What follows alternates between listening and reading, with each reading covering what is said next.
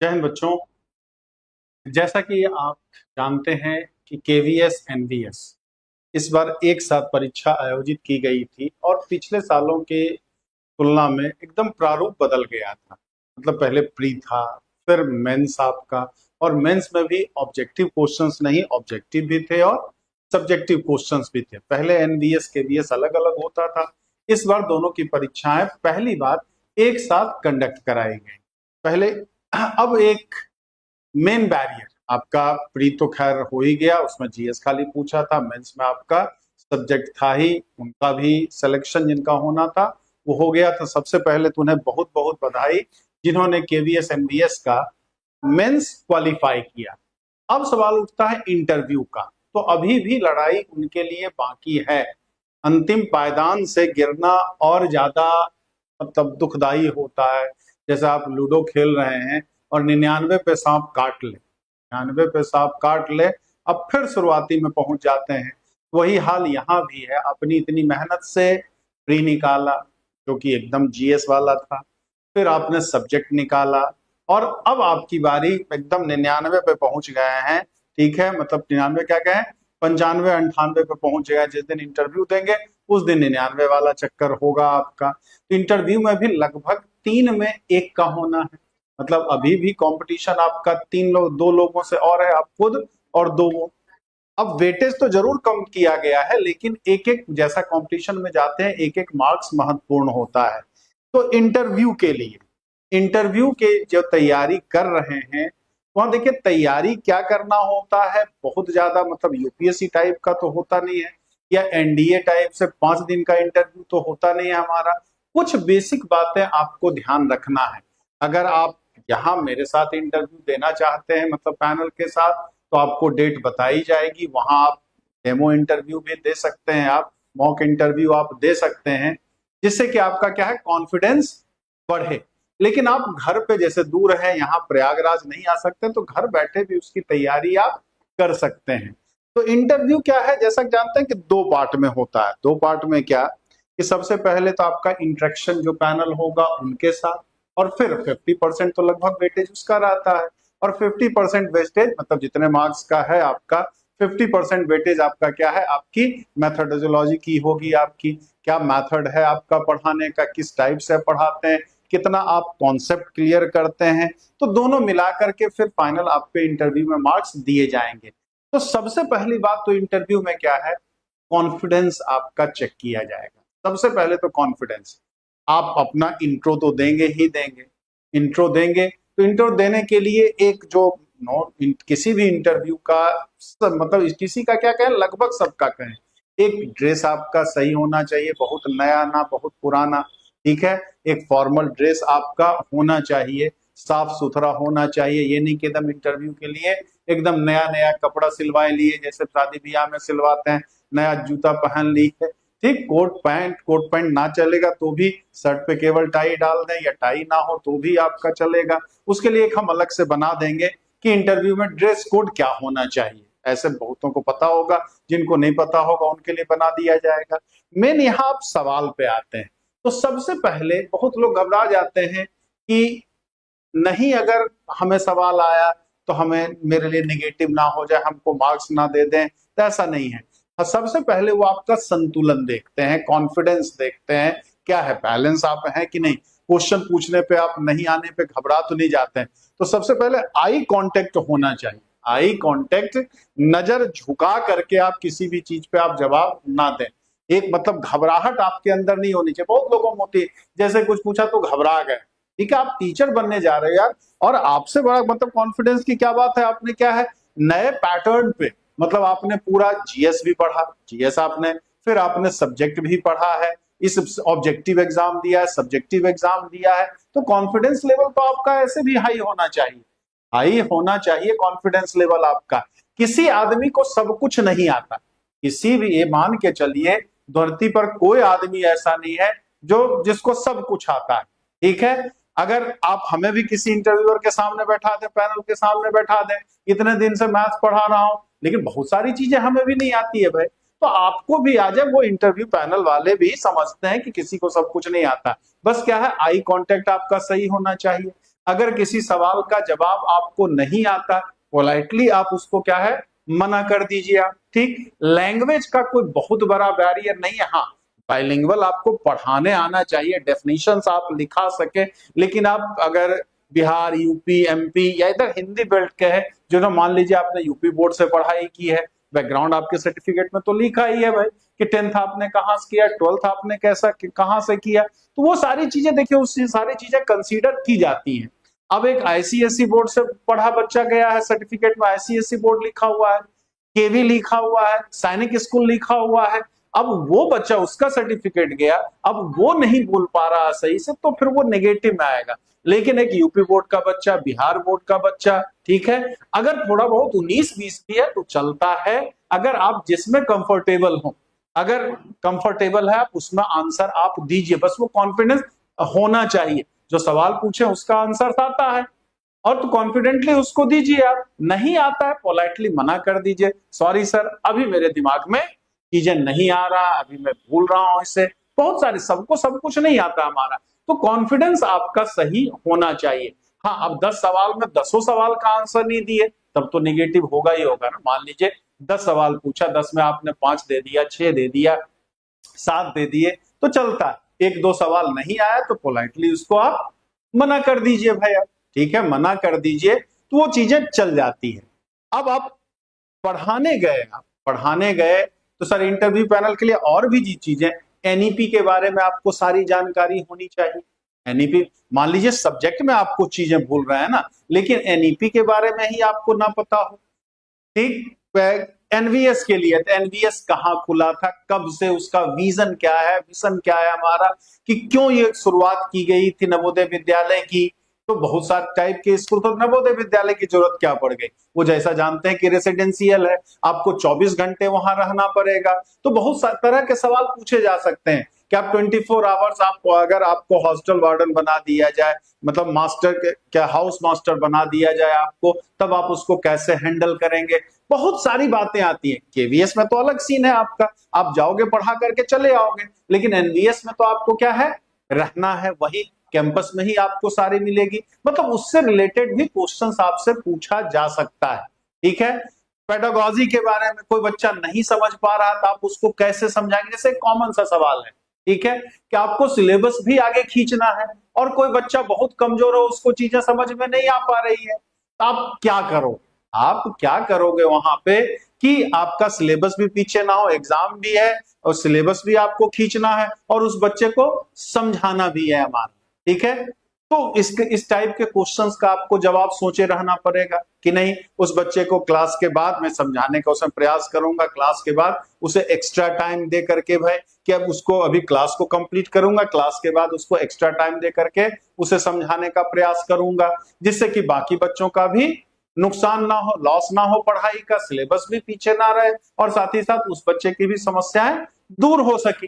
मतलब कैसे आप उसको टैकल करना है, क्या बेस्ट वे है आपको वो रिप्रेजेंट वहां पे करना। बेस्ट तो कर कुछ होता ही नहीं है, उनकी नजर में वो कैसा सोचते हैं उस पर बहुत सारी चीजें निर्भर करती हैं, लेकिन बेहतर जवाब तो यही सारी चीजें हो सकती है आपकी। ठीक है, तो फिर केवी के बारे में है, तो केवीएस के बारे में, कब पहला केवीएस भाई, केवी की स्थापना कब हुई थी, ठीक है, तो साथ ही साथ इसके चेयरमैन अभी कौन कौन है, मतलब ये सब कोई जरूरी नहीं है, लेकिन केवी के बारे में सब कुछ जानना, थोड़ा सा उसके बारे में पढ़ के जाएंगे तो बेहतर होगा।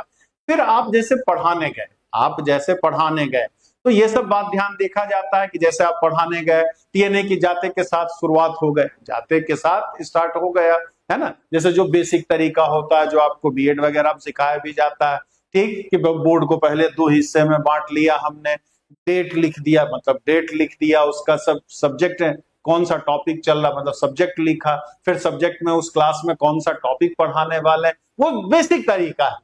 अब आप कह सकते हैं सर आप ये तो नहीं पढ़ाते हैं, तो टीजी टीपीजी जब यार कंपटीशन के लिए दे रहे हैं तो कभी कभी आदमी भूल भी जाता, लेकिन आप जब इंटरव्यू देने जा रहे हैं वहां पे, तो ये सारी चीजें जो बेसिक चीजें हैं जो आपने पढ़ रखा है, कर रखा, आपको बीएड करते समय सारी चीजें सिखाई जाती हैं। ठीक है, तो वो सारी चीजें आपको क्या है वहां पे बिना घबराहट के आराम से आपको पढ़ाना है। ठीक है, और जब भी डेमो क्लास चल रही है तो उसके लिए आप 4-5 टॉपिक जरूर आप तैयार किए रहेंगे। कई बार होता आपके पसंद का छोड़ देते हैं वो, कि आप क्या पढ़ाना पसंद करेंगे, और ज्यादातर केस में यही होता है कि आज आप क्या पढ़ाओगे वो आप ही डिसाइड करने दे देते हैं। पैनल वाले जल्दी ये नहीं कहते यही पढ़ाओ आप, ठीक है।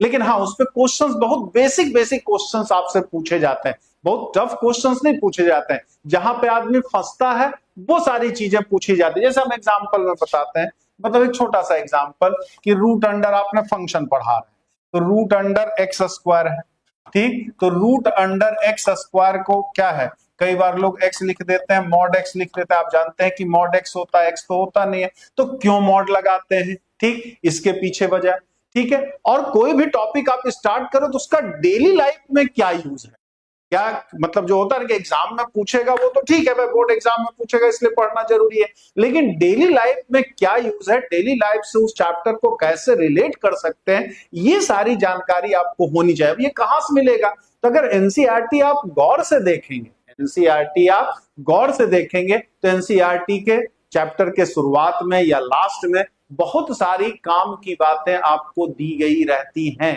ठीक है। उसको अगर ध्यान से आप पढ़ेंगे तो इंटरव्यू वाला बहुत सारा काम होगा, ठीक है। शुरुआत में भी एनसीईआरटी कभी कोई चैप्टर को डायरेक्ट स्टार्ट नहीं करता, उसका इतिहास भूगोल तब सब बताता है, उसके बाद वो गणित पे आता है, उसके बाद वो गणित पे आता है। पीछे के लास्ट पेज में पीछे भी देखेंगे तो पीछे भी उस टॉपिक से रिलेटेड बहुत सारी बातें डिस्कस की जाती हैं, तो वो सारी जानकारी आपको रखना है एनसीईआरटी पढ़ करके आपको, ठीक है। अब उसी में छोटा मोटा सवाल आपसे पूछेंगे, तो बस मेन यहाँ पे पढ़ाने का डेफिनेशन है। आप हिंदी माध्यम के हैं तो, और या इंग्लिश माध्यम के हैं तो आप हिंदी में डेफिनेशन ना बता सकें तो भी दिक्कत है, और हिंदी वाले अगर इंग्लिश में ना बता सके तो थोड़ी सी दिक्कत तो होगी होगी। मतलब वहां लैंग्वेज का टेस्ट आपका नहीं हो रहा मैथ्स वालों का, मैथ्स आप कितना अच्छा समझा ले जाते हैं, भाषा क्या है, लैंग्वेज क्या है, बस एक कम्युनिकेशन का तरीका है हमारा, तो आप कितना बढ़िया कम्युनिकेट कर पाते हैं। इन जनरल अगर आप बाइलिंगुअल चीजों को करते हैं तो वो सबसे बेहतर विकल्प होता है, सबसे अच्छा रिस्पॉन्स आपको वहां पे मिलता है, ठीक है। आप वहां बैठे तैयारी कैसे करें आप, तो किसी को भी सामने बैठा लीजिए, आसपास जो मित्र हैं, जो टीचर हैं, परिचित में हो, जो आपके सीनियर हो, ठीक है, उनको सामने बैठा करके थोड़ा सा 2-4 दिन आप प्रैक्टिस आप कर लेंगे तो आपके लिए ज्यादा बेहतर रहेगा। हड़बड़ाना नहीं है, मतलब कभी भी एकदम ऐसा नहीं करना है कुछ पूछे एकदम चेहरे पे पसीना आ जाए एकदम हमारा, अरे ये तो हमें आ रहा, कोई बात नहीं, नहीं आ रहा कोई बात नहीं, लेकिन ये सब मुख्य बातें हैं जो आप तैयार जरूर करेंगे। एनवीएस के बारे में पूरा पढ़ के जाएंगे, केवीएस के बारे में थोड़ा सा पढ़ के जाएंगे उसका, ठीक है। साथ ही साथ फिर आपका एनईपी के बारे में पढ़ के जाएंगे, पेडागोजी थोड़ा सा पढ़ के जाएंगे, और कम से कम 4-5 टॉपिक आप जरूर तैयार करके जाएंगे। बहुत हाई फाई किताबों से नहीं, एकदम एनसीईआरटी पे आपको फोकस रखना, ठीक है। चाहे केवीएस हो चाहे एनवीएस हो, आपको क्या है एनसीईआरटी। अगर आप क्या है टीजीटी के लिए हैं तो 8, 9, 10 वाला थोड़ा सा कायदे से 6 से 10 वाला तैयार एक बार कर लीजिएगा। तैयार मतलब पूरा सब्जेक्ट नहीं, जो हमने बोला चैप्टर का स्टार्ट और एंड, ठीक है, और डेली लाइफ से रिलेटेड उसको कैसे समझा सकते हैं उसकी प्रैक्टिस आप, ठीक। और पीजीटी के हैं तो 11th-12th वाला पोर्शन, ठीक। ग्रेजुएशन का भी थोड़ा बहुत आपसे इंटरव्यू पैनल वाले पूछ सकते हैं, लेकिन पढ़ाते समय आप जनरली जो 11th-12th का चैप्टर होगा उसी पे आप फोकस करेंगे। तो कम से कम 5 टॉपिक, कम से कम थोड़ा बहुत तो सब पढ़ लीजिएगा, लेकिन 4-5 टॉपिक ऐसा आप जरूर तैयार रखिएगा जिसको कि एकदम बेसिक से आप 10 मिनट पढ़ा सकें। मेन स्टार्ट कैसे करना है ये सबसे ज्यादा इंपॉर्टेंट होता है। उतना टाइम आपके पास नहीं है कि वहां पे आपको टाइम नहीं देंगे कि 1 घंटा आपसे पढ़वाएंगे, 10-5 मिनट आपने स्टार्ट कैसे लिया है बस उससे, थोड़ा बहुत उससे रिलेटेड क्रॉस क्वेश्चन आपसे पूछ सकते हैं, बस कॉन्फिडेंटली आपको जवाब देना है। इतना काम करते हैं तो इंटरव्यू जो भी ले रहे हैं उसका प्रभाव अच्छा ही पड़ेगा, बस खाली कॉन्फिडेंस लूज नहीं करना। इतनी सारी बातें, जितना भी टाइम आपको मिलेगा उसको थोड़ा सा आप तैयार किए रहिएगा। पढ़ना है तो आपको, पढ़ना तो सब ऐसे जान सब रहे ही हैं आप, लेकिन बेसिक बेसिक बातें जो हम छोड़ देते हैं तैयारी के समय, हम एनसीईआरटी को नहीं ध्यान से देखते हैं, वो सारी चीजें आप ध्यान से जरूर कर लेंगे। अगर इसमें भी कहीं दिक्कत हो तो आप निश्चिंत होकर के आप कॉल भी कर सकते हैं, ठीक है। बाकी यहाँ पे अगर आप लोग चाहेंगे कि मॉक इंटरव्यू कंडक्ट कराया जाए, तो आप यहाँ एक बार रजिस्ट्रेशन करा लेंगे तो एक डेट आपको दे दिया जाएगा, एक डेट आपको दे दिया जाएगा। कहाँ? इस डेट को केवीएस एनवीएस का इंटरव्यू कंडक्ट कराया जाएगा आपका। तो नंबर क्या है भाई, व्हाट्सएप कर दीजिएगा 96 98 95 92 37 पे आप व्हाट्सएप कर, कॉल मत करिएगा, व्हाट्सएप कर दीजिएगा, ठीक है। उसके बाद भी तो इस पे आपको डेट बता दिया जाएगा, अभी डेट डिसाइड नहीं किया गया है। तो जैसा बच्चा, जितना बच्चा होगा उसके हिसाब से 1 दिन कराना है कि 2 दिन कराना है, वो आपको, इसका कोई चार्ज नहीं है। हाँ, इसके लिए प्रयागराज आना आपको जरूर पड़ेगा, इसका लेकिन कोई चार्ज आपका नहीं रहेगा, वो फ्री ऑफ कॉस्ट आपका मॉक इंटरव्यू कराया जाएगा। तो उसके लिए आप तैयार रहिएगा और साथ ही साथ आप पढ़ते रहिए साथ ही साथ। और अगर दूर है, प्रयागराज से दूर रहते हैं, आप आना संभव नहीं है, तो जहां भी है वहां से भी आप कर सकते हैं, बहुत कुछ विशेष अंतर नहीं आएगा आपका। बस सब्जेक्ट 4-5 चैप्टर तैयार रहिए और जितनी सारी और बातें आपको एक्स्ट्रा बताएं उसके अभी से तैयार करना स्टार्ट करिए। अरे कोई बात नहीं, मम्मी को ही बैठा करके, पापा को ही बैठा के, भाई को बैठा के, बहन को बैठा करके उसी से कर लिए भाई, तू पूछ, ठीक। तो थोड़ा बहुत मतलब ये नहीं होता कौन सवाल आ रहा है कि नहीं आ रहा, बस क्या है कितना कॉन्फिडेंटली आप बोल ले जाते हैं, बस ये ज्यादा यहाँ पर महत्वपूर्ण होता। 15 मिनट 20 मिनट उससे ज्यादा इंटरव्यू ना चलता, बहुत चला तो आधा घंटा चला आपका। तो इसके लिए थोड़ी सी आपको बस प्रैक्टिस करने की आवश्यकता है। बाकी और कोई समस्या है तो कमेंट बॉक्स में आप जरूर लिखेंगे कि और कैसा हेल्प चाहिए, क्या किया जा सकता है, या आपके कोई और सवाल हो कि नहीं यहाँ पे हम फंस रहे हैं मैथ्स से रिलेटेड, मैथ्स वाले बच्चे, क्योंकि बाकी सब्जेक्ट में तो और क्या होता है मैं नहीं बता सकता हूँ, ठीक। इंटरव्यू का तरीका तो सबका एक ही होगा, लेकिन मैं तो सब्जेक्ट वाले पे ही हेल्प कर पाऊंगा, ठीक। और भी कोई रिलेटेड इससे कोई प्रॉब्लम हो तो बिल्कुल आप कमेंट बॉक्स में लिखिएगा, तो उसको मैं यूट्यूब के इसी माध्यम से या किसी भी माध्यम से आपको मैं हेल्प करने का पूरा प्रयास करूंगा। तो आज रक्षाबंधन है, रक्षाबंधन की आप सबों को ढेर सारी शुभकामनाएं, और आप सेलेक्ट होइए, फाइनल यहां तक पहुंच गए तो 99 कोशिश करिए कि 99 पे सांप ना काटे। उसके लिए तैयारी तो आपको थोड़ी सी करनी पड़ेगी, बिना घबराहट के करनी पड़ेगी, और होगा भी होगा। तो ढेर सारी शुभकामनाएं, पहले जो सेलेक्ट हुआ उनको बधाई, और आगे इंटरव्यू के लिए ढेर सारी शुभकामनाएं। जय हिंद, जय भारत।